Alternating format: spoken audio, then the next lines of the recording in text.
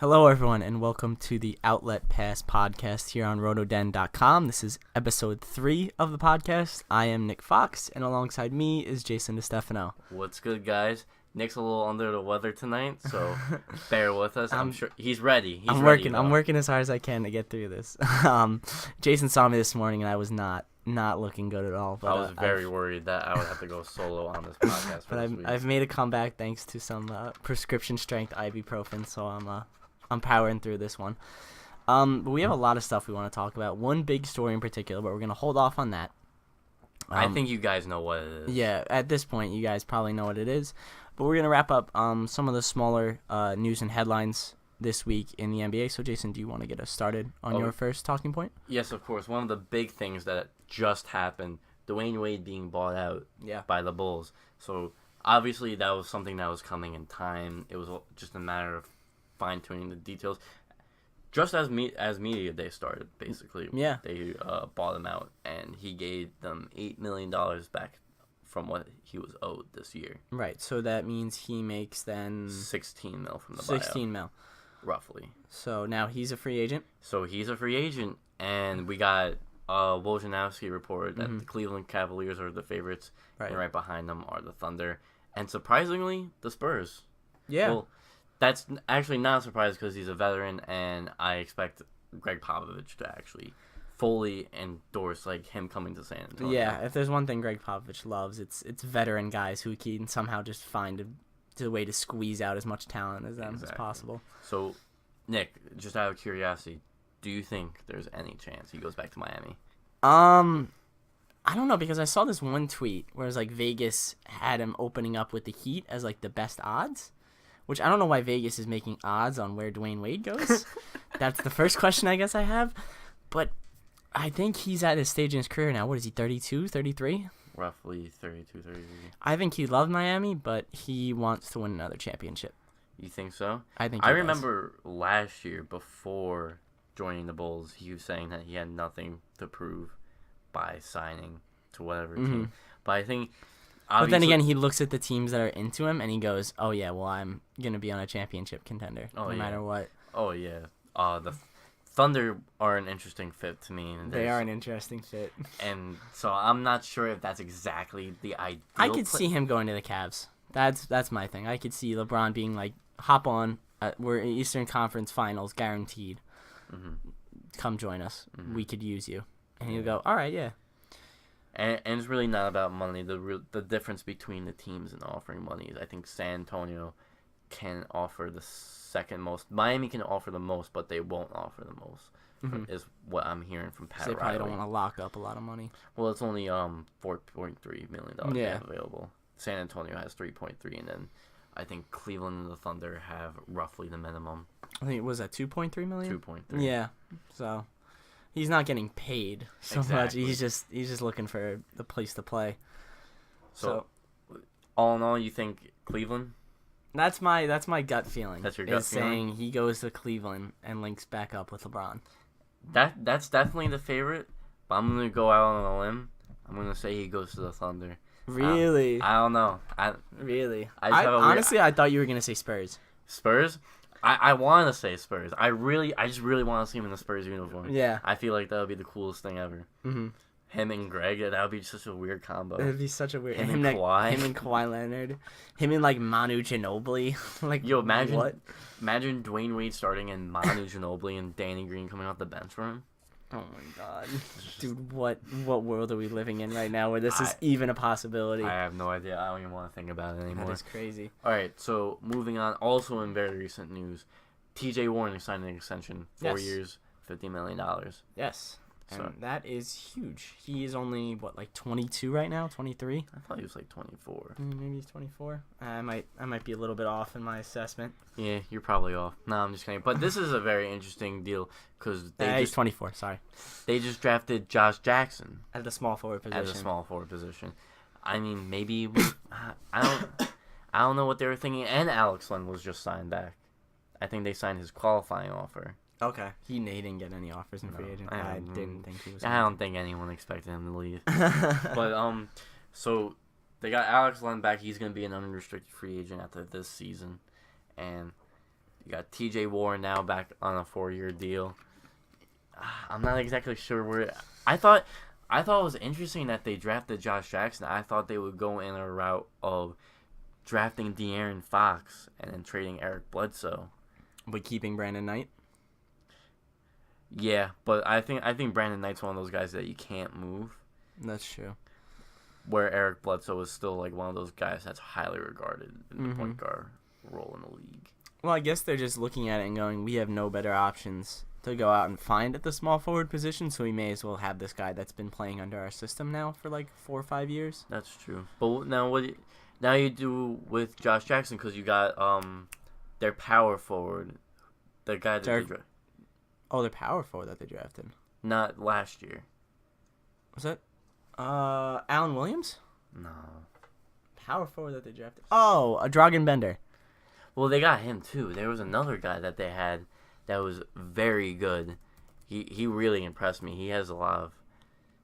It was Marquise Chris. Yes. I don't know why I couldn't think of his name.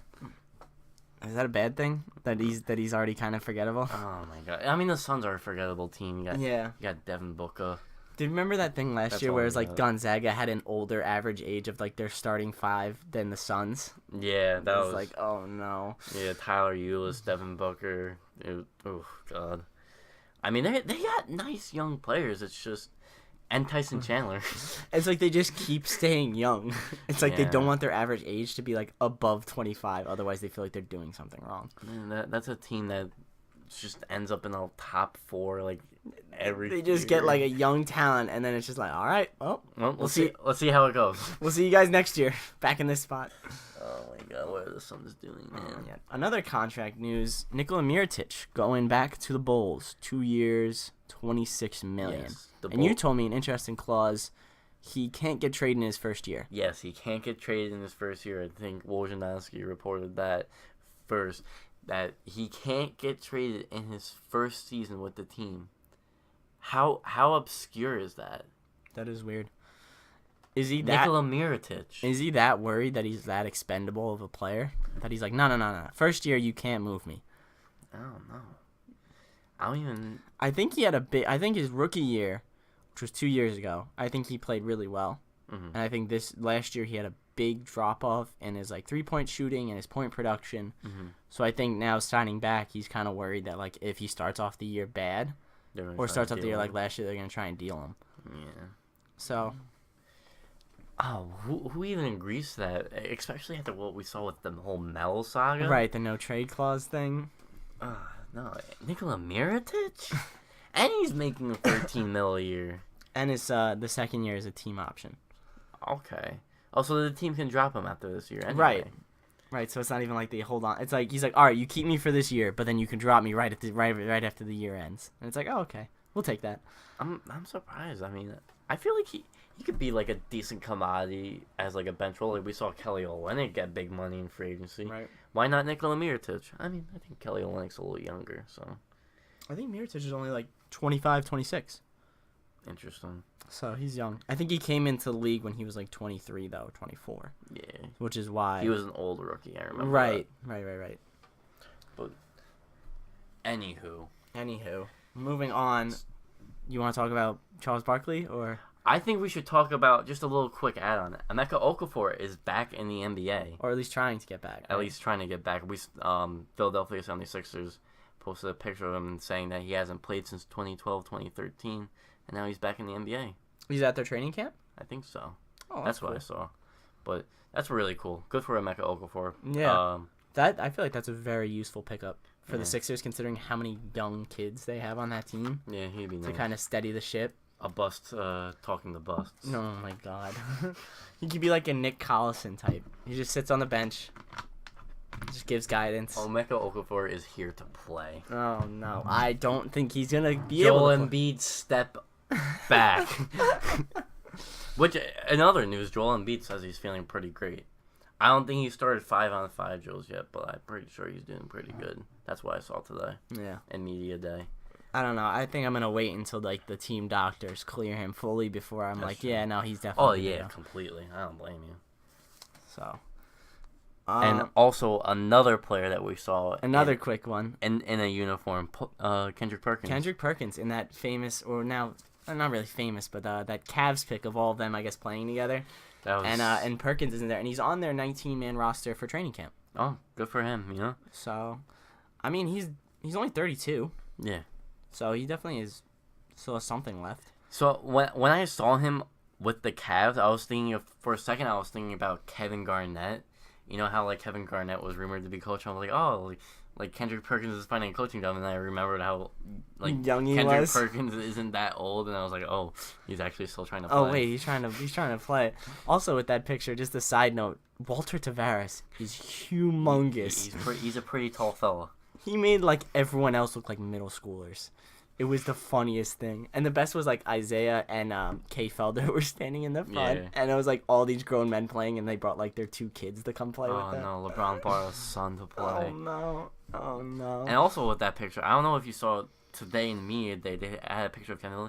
Kevin looks like he looks older. Really? He looks really old. I don't know if you've seen this picture. I could pull it up for you when we're not, like, doing the podcast. But okay. I know if anyone who's listening to this has seen the picture, he looks really old. Is his hair thinning? Like, I know he has, like, a widow's peak. Yeah. No, he just looked older. The beard, like, was kind of, like, all scruffy. I guess his hair looked a little rescinded. I don't think he thought that there was going to be a photo op at the end of this 5-on-5. The Kyrie Irving situation grew years on him. Oh, my God. Because he was probably had, like, Kyrie Irving on one phone, like, yelling at him about LeBron, and then LeBron would call him on his other phone and yell at him about Kyrie. Yeah. Because, like, it was like they were the big three, and Kevin Love just got all the drama dealt to him. Yeah. Oh, poor Kev. He's always been ostracized from that team. Yeah, really. And he hasn't been a bad player for them. No. He just hasn't been like Minnesota Kevin Love. But he hasn't been able to do that. Yeah, they used him more for spreading the floor than what he was in Minnesota. He was more of a post option in Minnesota, right? Yeah. So, hopefully with Kyrie gone, I would like to see him maybe get a couple more touches. Oh, yeah. Well, I mean, I would only assume so, especially with Isaiah Thomas. They're expecting him not to come back till January. Really? Yes. Oh, wow. That's what I'm hearing now. So, does that mean Derrick Rose is starting, or Jose Calderon is starting? I remember a tweet, and it was Jose Calderon and Derrick Rose, and the caption was the Cavs' best point guard and Derrick Rose, and I was like, oh no. They have 4 defensive liabilities at point guard. It's pretty insane. It's pretty bad. So they're just gonna say we'll just won't win the point guard matchup. We'll just try and win every other matchup.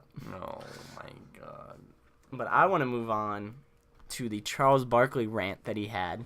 Oh no, not so he was at some forum at SMU, and he was complaining about how the NBA was trying to reduce back-to-backs. They were reducing 4 games in 5 nights. Mm-hmm. He was calling them, like, he said, quote, "These poor babies can't play back-to-back games. They're making 20, 30, 40 million a year, but we wanted to make it convenient for them. At 40 million a year, we can't stress them out." And I can only assume there was sarcastic undertones in that comment. Yeah. So his whole thing was, they're making $40 million a year. I didn't make anywhere near that. And we were riding, like, trains to games. And we were playing back-to-back on, like, commercial flights. And now the NBA, as we know, that the new schedule is, there's less back-to-back games than there ever was. It's very more stretched out. And that's why they're starting the season early this season. And I don't know. What's your opinion on this? I don't know. I like that it's more stretched out. I think that we demand a lot from these athletes, and I don't think we, like, at least for our perspective, like, having not played professional athletics, I don't think we understand fully how much effort these guys put in every single day to their bodies. And you would think a guy like Charles Barkley would understand, like, the need for rest, considering that after the age of 27, he only had 1 season where he had over 70-plus games played. Yeah. The final 7 seasons of his career, he played less than 70 games, and 3 times he played fewer than 60 games. And that's including his last season where he only played 20. But obviously, Charles Barkley, I mean, if anything, he'd be the one, like, I wish this was when I was growing. I think he's mad that they didn't do this when he was playing. He's just a salty. So now he's just being salty and is like, but I think he holds an opinion that I think more people than we think hold. And it's like, they're making $40 million.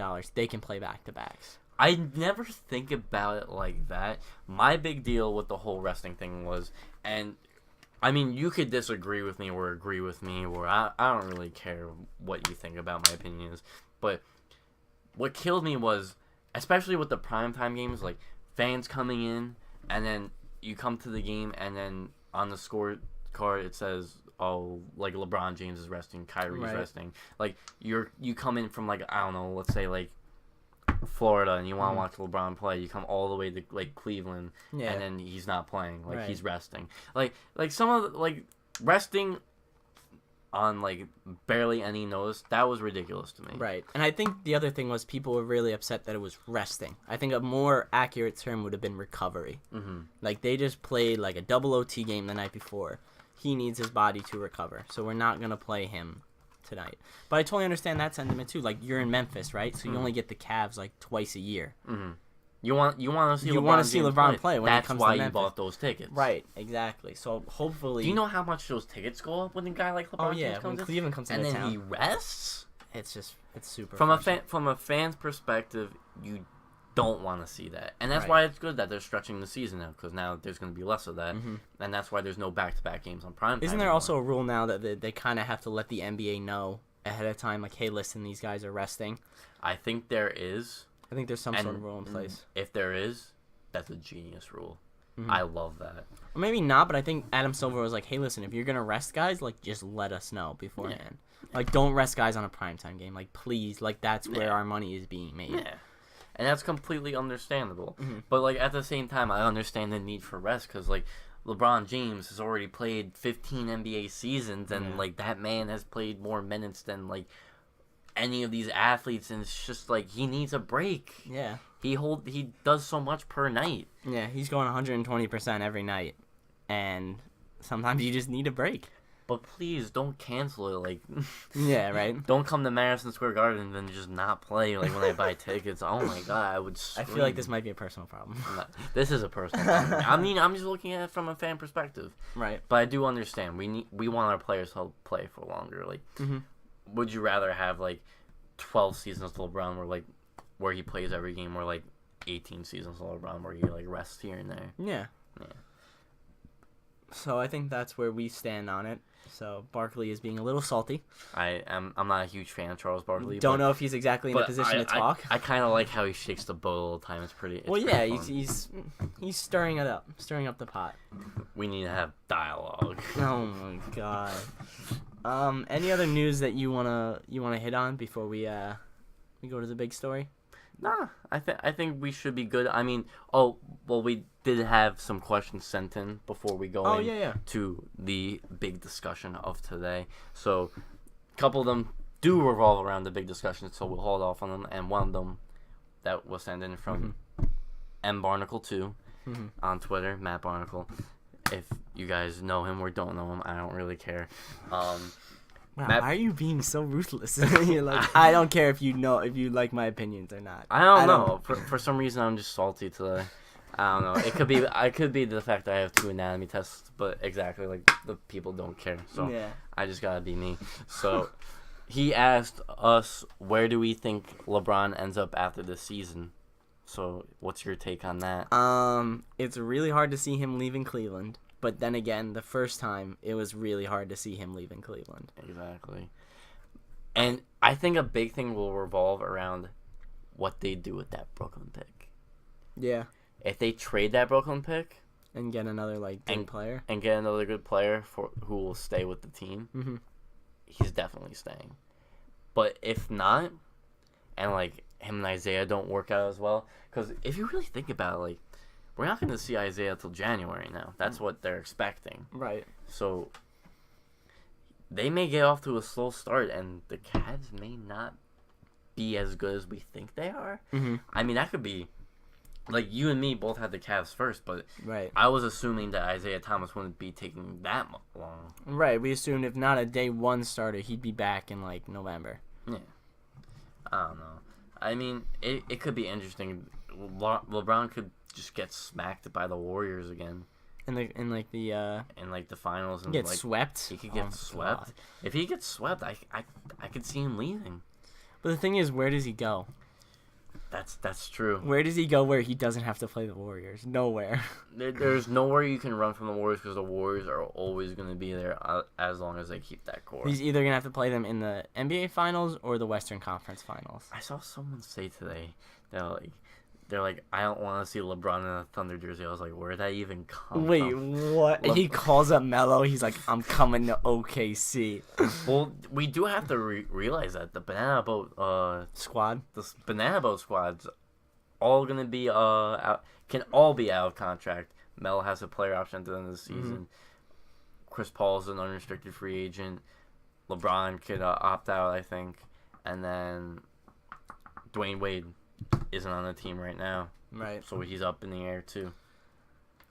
Can it happen? I have no idea. I don't see the Laker thing. I don't know. So many people see the Laker thing. It's not happening. And I don't. Why do you want to go play with Lonzo? Right? You're going to take 2 steps back. Yeah. The Lakers were a lottery team last year. Who are you going to play? Oh, you got Brook Lopez, Lonzo Ball, Brandon Ingram. Oh, that team is not in a direction where you want to join them at 32 and be like, yeah, I'll just take them. The one team, I can't even see that team. I was gonna be maybe the Rockets. He joins Harden and Paul. But that's not even no. That's 3 guys who are playmakers on the same team. I feel like Harden has too big of an ego to play with LeBron. You think so? I think his ego has gotten very big since he's been at Houston. The whole him and Dwight Howard sitting alone from the whole team. Right? Yeah. I don't know. Chandler Parsons was salty about that one. Yeah, too. I don't know about that one. But where's he? The Spurs? I don't know where he goes. I can't see him joining any other team. There's no other team that puts him in a better position other than the Warriors. Other than the Warriors, the Celtics. Oh my God!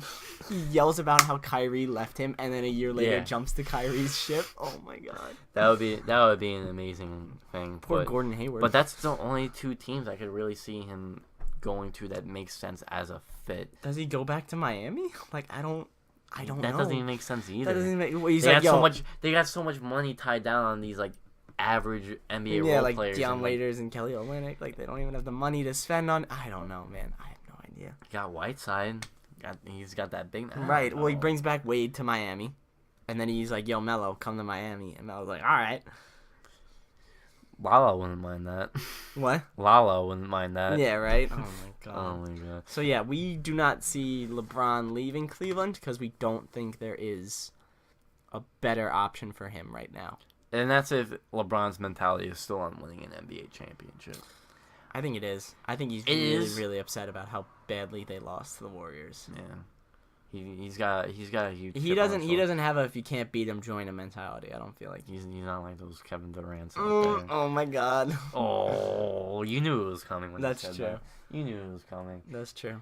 So we should probably get on to the big topic of discussion. We probably should get on to. I'm so excited. And that is the DeAndre Liggins trade.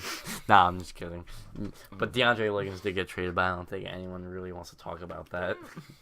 So anyway. The big blockbuster deal between me and Nick's favorite teams.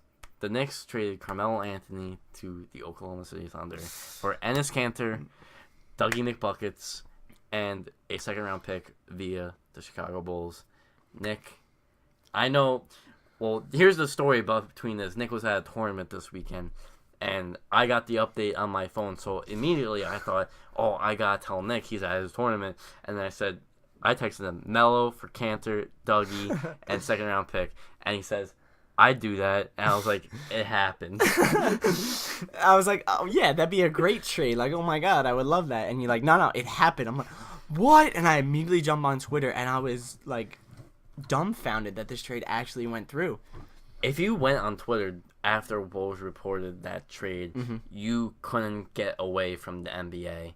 It was ridiculous. Everyone was talking about that trade. It was so crazy because for so long people had been talking about how Melo to the Rockets. He was already in his mind was already in Houston.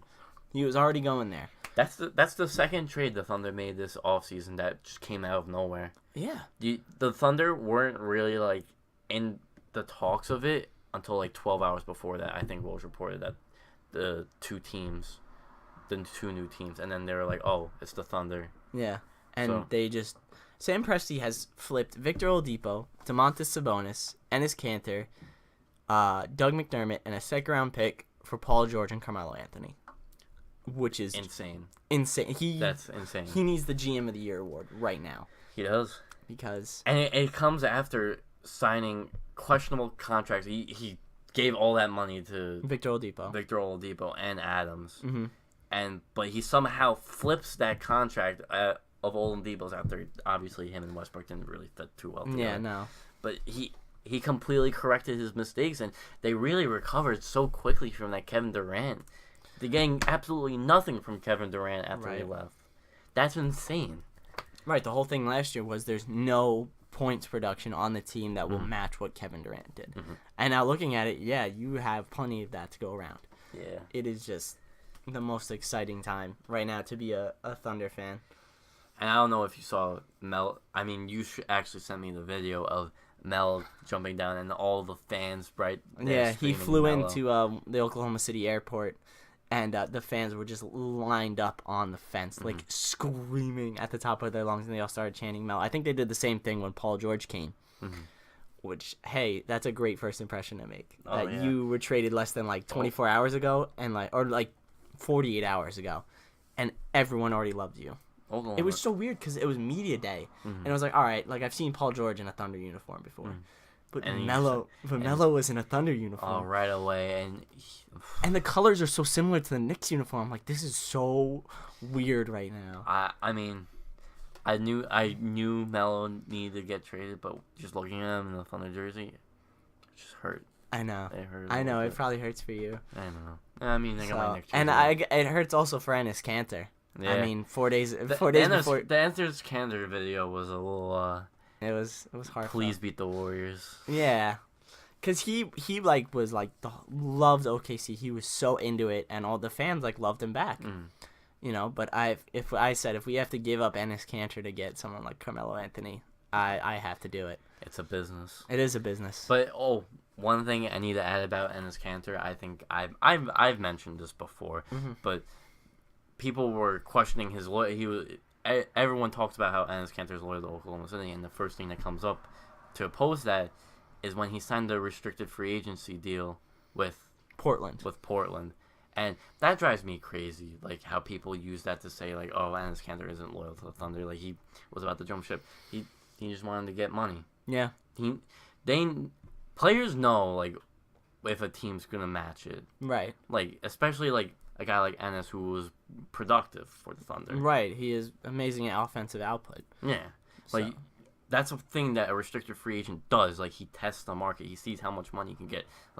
It's a business, guys. Right. That was nothing against Oklahoma City. He just wanted to get paid. I don't think he really had any intentions in joining the Portland Trailblazers. No, I don't think so. I think he loved Oklahoma City too much. It was just we're going to offer you this money. He was like, okay, bet. Let me call Oklahoma City.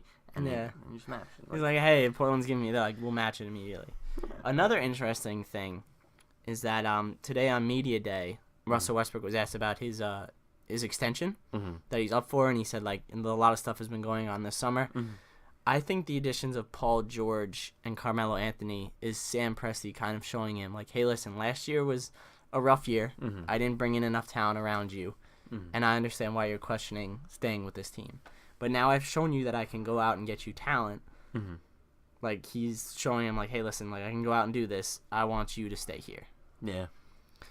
So. And another interesting thing to bring into this with the extension, Enes Kanter said today at Media Day that he thinks Russell Westbrook signs it before the October 16th deadline. I think he signs it too, especially if the Thunder start off hot. Oh, yeah. I see no reason for him not to sign it. The only thing that's questionable is Melo can opt out at the end of this year. And is Paul George... Is he on a 1-year deal right now? Paul George is unrestricted free agent after the season. So, that's the only questionable things. But again, what's a better spot right now than Oklahoma City for Paul George? I don't know. Not L.A. Not At least in my opinion, not L.A. I mean, that's a thing. That's a him thing too. I don't know if he values winning over being home and playing for the franchise he loved. Yeah. Growing up. So I don't know. It should be interesting to see what happens with them in the future. I think Westbrook does sign the extension though. I think he does too. I think at least one of Paul George or Melo stay. I don't know about both. Depending on the run, I guess. Yeah. So, staying on the Thunder, does this bring them? Well, you had them fourth in the West. I had them fourth. You had them fourth in the West. Do they go up now? In your opinion? I think so. You think so? I think they jumped the Rockets. You think they jumped the Rockets? Wow. I had the Rockets third and the Spurs second, so I think they jumped the Rockets with this. Speaking of the Rockets, I mean, first, I think I keep them in the third spot, in my opinion. I don't think they pass the Rockets. That's just me. Mm-hmm. I don't know. I think it's going to take a time just for Melo, Paul George, and Russell Westbrook get used to playing with 3 All-Stars on one team. That's going to be pretty hard to get used to. Yeah. Especially after Westbrook hero ball, Paul George carrying the whole state of Indiana back. And Melo doing isolation elbow thingies. Begging for Derrick Rose not to just shoot a triple-teamed layup. But, yeah, that team's going to be exciting to watch. It really is. But, I don't even know where I was getting into that. I think you were... Actually, I have no idea where you're going with that either. Wow. All right. So we got... Oh, no, because you didn't have the Rockets getting jumped by them. And you were going to go on something about the Rockets. Oh, well, mentioning the Rockets, that's what I want to talk about. Mm-hmm. The whole 2-yard line trade thing, where there were, like, the trades at the 2-yard line. Yeah. Like, the Rockets and the Knicks are going to get a deal done. Yeah. I just find it so funny how the Rockets got snaked. Yeah. By the Thunder. I think that was the first thing I texted you is we snaked Houston. You guys completely snaked Because Houston. all summer it was like the Rockets and the Knicks, they're going to need a third team, and then we hear about like Jabari Parker or something like that. But it's like his mindset, he's already going to Houston. The whole Trailblazers and... Right. I didn't even think we were going to get Melo. I was like, we're not going to get Melo. I'm fine with Paul George. That's actually funny. When the Melo trade rumors were becoming prominent in mid-season, I said that Melo and the Thunder would be the best fit for him. Did you? Yeah. I think I remember you saying this. I think it was... I either had Thunder or Clippers as the best fit. I do remember. And I had Portland as the third spot. I do remember this now. So... I think it's just so funny how the Thunder just came in and snaked the Eastern Sam Rockets. Presti just got on the phone with who's the next GM? Oh, Scott Perry. He's like, hey, we'll give you Enes Kanter, Doug, and a second-round pick. Also good for the Knicks management, not to jump ships, but to go to the Knicks. It. But Scott Perry came in, and the apparent deal with Houston, he came in and he was like, we're going to wait for the best offer. And so the two sides, obviously, we all know Melo wanted to go to Houston. That's all he wanted to do. Mm-hmm. And we know the Knicks wanted the best thing that was right for the team. And Scott Perry made that the biggest concern. He waited until, not that Melo gave in, but I guess Melo finally decided to expand it so he could leave before training camp started. Yeah. So good on Scott Perry. I think that was a good move. And he also got the best trade that was probably offered. Yeah, who was Houston going to give you back for Melo? Well, that was the thing. They were having a hard time finding a third-team deal, and if it was just Houston for Melo, it would be Ryan Anderson. Oh. And that multi-year power... Ew. Yeah. Oh, hey, oh. No. That was another thing I want to mention. How does Ryan Anderson feel? He's been the center of the trade talks. Right? It was like, we need to find a team that wants Ryan Anderson. It's like, wow, thanks, guys. Ryan Anderson opened up Twitter. Who wants Ryan Anderson? No one. And he's like, man. The only team that was willing to do it was Portland, and they were like, wait, we want Melo. Oh, my gosh. Good on Portland. I mean, I think with the Knicks trade, I think this was evidently the best trade that was available to them. Mm-hmm. But originally, the Portland Trailblazers rumor, when they became trying to get Melo to come there, the Mo Harkless, Myers Leonard, and the pick thing kind of sounded a little, I don't know. I guess that's all right. Like, Mo Harkless is a pretty strong defender, I think. Myers Leonard is I guess I just kind of like... white guy. Yeah. And that's fun. I don't know if it was exactly Myers Leonard, but it was like a contract, and then you get a first-round pick from Portland. First-round pick would have been nice. It would have been nice. It would have been a late first-round pick, a mid to late first-round pick. Right. In my opinion. But I guess, like I said, Scott Perry you did great. You got the best deal that you could get after the whole turmoil of I think we were talking about how you guys are going to use Enes Kanter because the Thunder used him off the bench. Yes. So now the Knicks have 4 centers on their roster. Right. You got 3 and the shell of Joakim Noah. Oh no. Oh no. I don't want to talk about Joakim Noah. But right now on the roster, well, actually Joakim Noah is suspended, so he's technically on the roster, but he's not going to be available for like the first 15 games. But you got Enes Kanter, Willie Hernangomez, Kyle O'Quinn, and then eventually Joakim Noah. So that's going to be very interesting. I remember Ian Begley wrote an article on what's coming next after this trade, and he mentioned that there should be a trade. Not immediately, but there will eventually be a trade involving their cluster that's going on in their front court right now. So that should be interesting. And we could see them most likely moving Kanter as well, right? I could see them earlier. I think that I could see them moving Kanter before the deadline to contender, but it would be interesting to see how they would work salaries, I guess, because Kanter is making a lot of money. I think it's around like 18-19 million a year, and he's got that player option at the end of the season. Right. So teams might be a little. I think you were saying you wanted Willie to start, and then Kanter to come off. Kanter would come off the bench. Yeah, I'm pretty high on Willie, and he's also played very well for Spain. He's really looked good on pick and rolls. He's got those good hands, the post moves, and he's looked stronger defensively a little bit for Spain coming off the bench. So I'm really looking forward to seeing him and KP play next to each other next season. Alrighty. But like I said, and now we got Doug McDermott, and that brings me to one of the questions that we got sent. Andrew Barnacle tweeted to us asking, how do we see Doug McDermott fitting with the Knicks? And before the Melo trade, it seemed evident that the Knicks wanted to go with a Tim Hardaway, Courtney Lee duo at the 2 and the 3. But Doug McDermott, I don't see him starting for you. I think a Courtney Lee, Tim Hardaway. Actually, that's a small lineup. That is a small lineup. Because Courtney Lee is only like 6'4". Well, I think if you wanted to go, I don't even know. But then you got like KP and Willie who are 7'3" and 6'10", respectively. Right.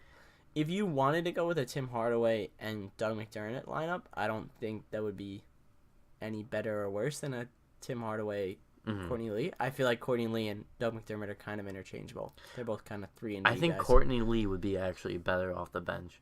I think he's just that, like, he shot 40% from 3 last season. I think he's that type of guy that you bring off the bench and you just give him the ball and you're like, go shoot, hit the 3, spot up. That's a good idea. Yeah, that's what I think. But I could definitely see the Knicks going with Courtney Lee at the 3. How tall is Tim Hardaway? Tim Hardaway is probably around the same height as Courtney Lee, 6'4". That's what I think.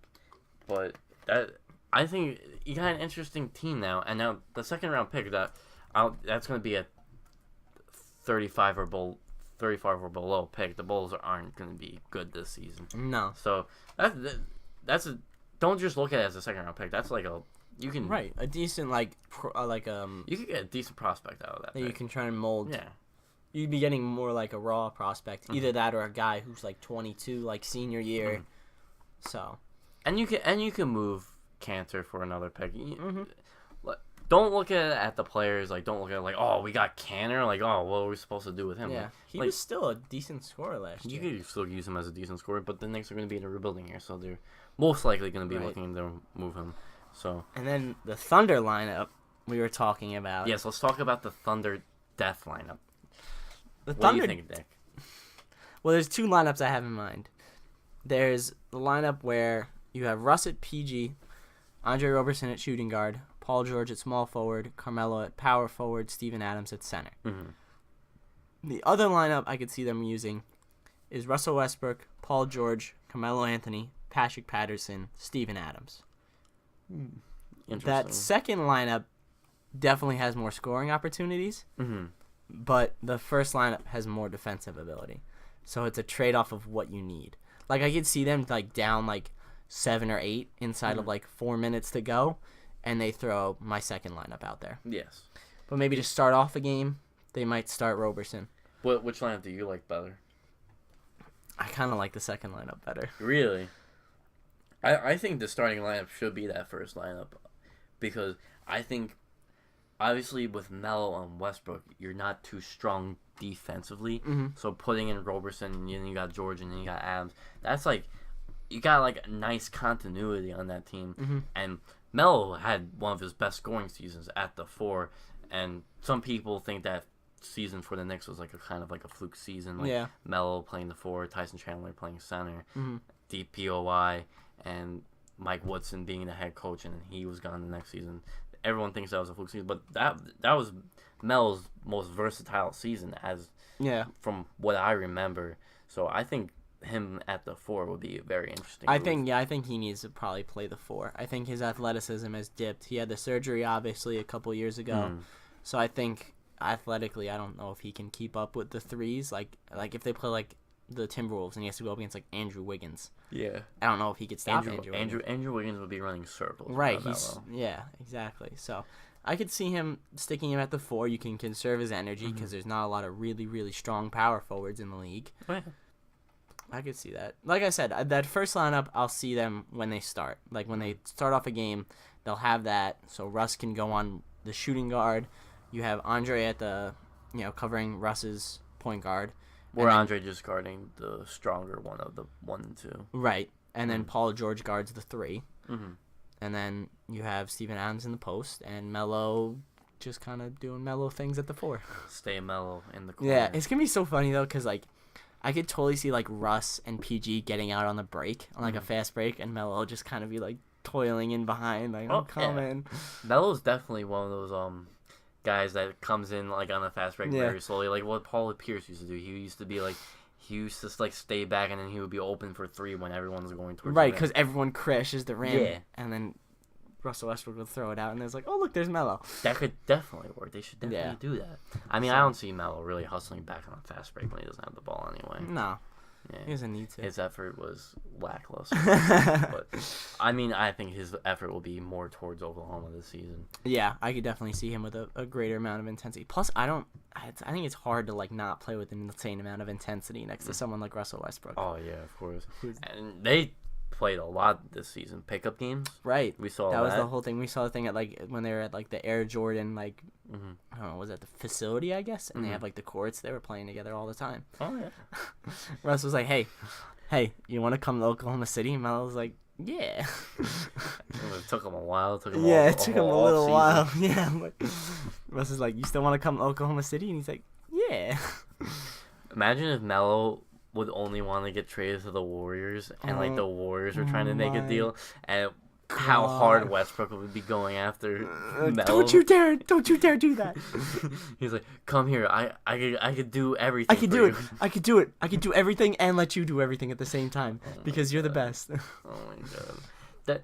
But now, one thing I think is curious, which we could just touch on real quick. Sure. That Thunder team against the Warriors, how they would stack up, That's the one thing I'm, like, concerned. Like, you got Roberson, he could guard the hotter of Steph Curry and Klay Thompson. And then I would think you'd keep him on Klay. You keep him on Klay, and you have Westbrook and Curry kind of just, like, knock each other out. Yeah, knock each other out. Yeah, I think if Westbrook is, like on a guy, he's, like, engaged, I think he can actually, with his physical tools, be a pretty decent defender when he needs to be.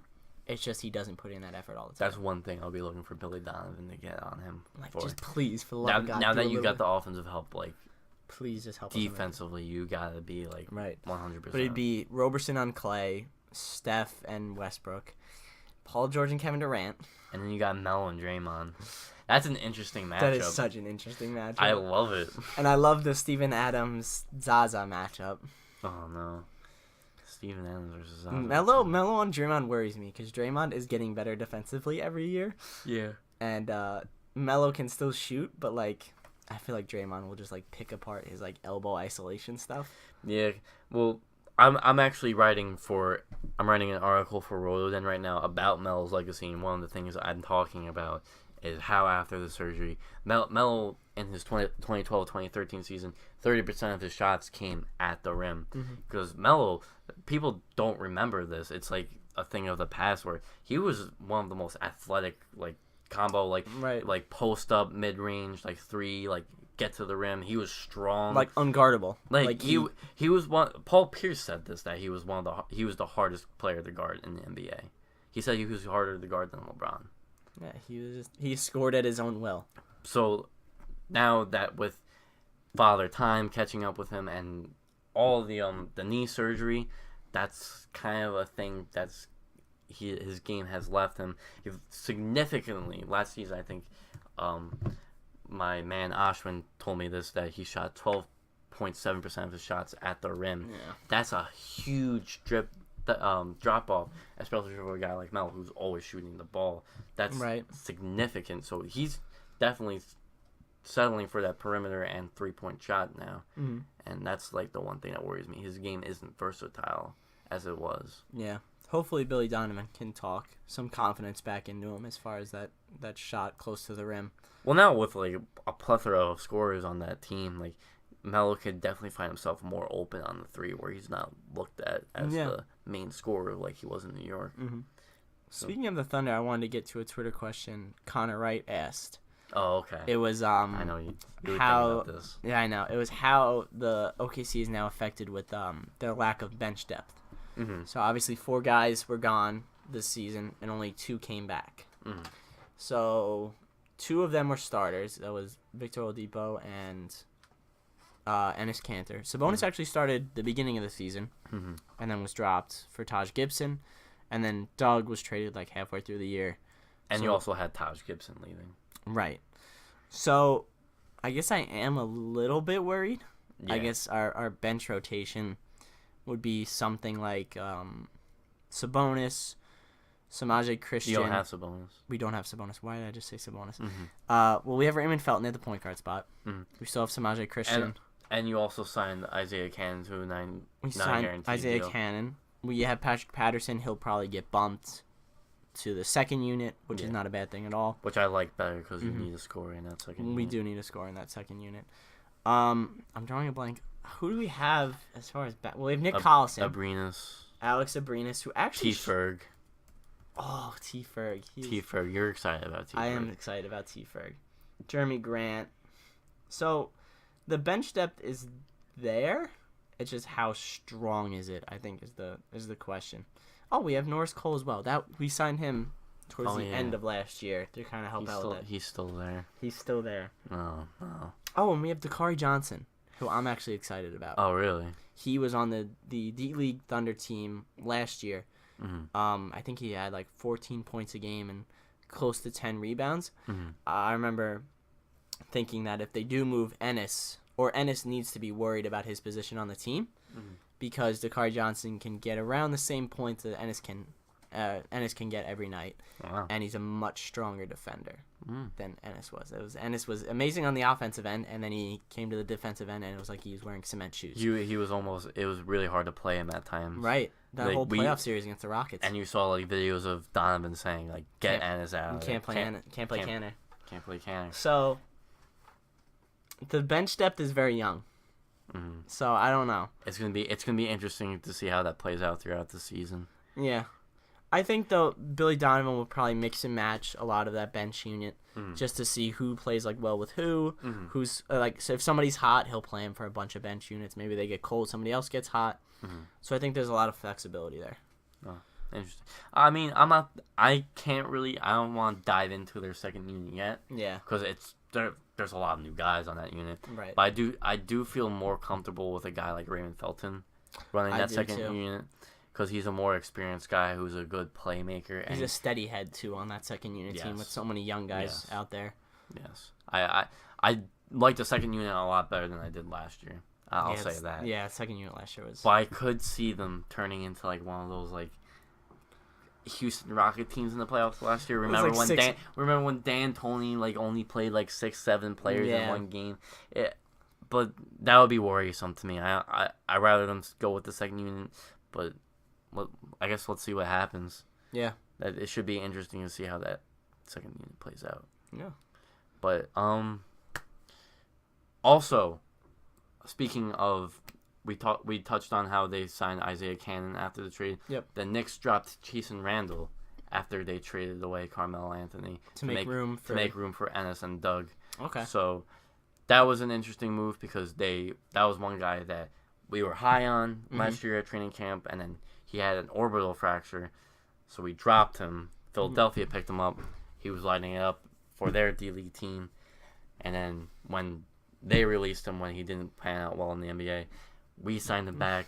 We were like, "Oh, Jason Randall's back! Yeah, this is exciting." He actually had a couple of games where he came in and hit some threes, and everyone was like, "Oh, future prospects," and all that. And you're getting high on like one performance, and so he's gone now. He actually had a really bad summer league, and his training camp didn't look good, so he's gone. Yeah. So they're gonna stick with the plethora of minimum deal contracts, Ron Bigger and Frank Ntilikina at point guard. So we'll see how that one pans out. It should be fun. I don't know about that one. Hey, it's a rebuilding year. You said it yourself. It's officially a rebuilding year now that Melo's gone, and you could say that, you could relax. All the expectations just roll into KP, so no pressure. And Willie. But no pressure on KP. No pressure. It's not like I'm expecting you to score 24 points per game. Yeah, your hot take now is looking a heck of a lot better. Yeah, it really is now that Melo is not going to be right, because remember I said, like, if Melo leaves, I can totally see this happening. Oh, yeah. Melo left, and now I can see this happening. I'm so excited. We gave the keys to KP. Here's the keys to the entire New York City. Please go have fun. Even though Phil Jackson ran him out of Latvia, and Jeff Hornacek apparently called him a woman part. Is Jeff Hornacek still the coach? Yes. Oh boy. And now he gets to run his offense, which is I'm also very excited about. Jeff Hornacek being able to run the offense that he knows that actually did well in Phoenix, and then now you got these young guys. You got a shooter in Doug McDermott, who should start, like I said before. And you got Tim Hardaway, who's an improved shooter. You got KP, who you might see a little effect to his shot because of the whole beef up. But other than that, I'm excited to see the rebuild this year. It's going to be fun. It should be good. I think our team's really benefited from this trade, so thanks, Nick. I really appreciate it. No problem. I think our team benefited well from this trade, too, so thank you. No problem. So I think that's just about everything? That's just about everything, my man. Alrighty. So, as always, tweet us your questions. Tweet us your hot takes. I hope we get to hot second hot takes next time. And other than that, Nick, you have anything to add? I do not have anything else. So I guess, and if you do want to tweet us stuff, our Twitter account for the podcast is @OutletPassPod. Yep. So that's it. You can find us on rhododendron.com. Also, be on the lookout for that article I'm writing about Melo's legacy. Me and my man Ashwin are going to be going back and forth talking about his legacy, the good and the bad, and it's going to be some exciting stuff. Yeah. I got a lot of emotions going into this. I'm just kidding. I'm not really that emotional type of a person. But anyway, thanks for watching this podcast. You can't watch a podcast. But I'm going to make it into a video right after this. Have a good night, guys. See ya.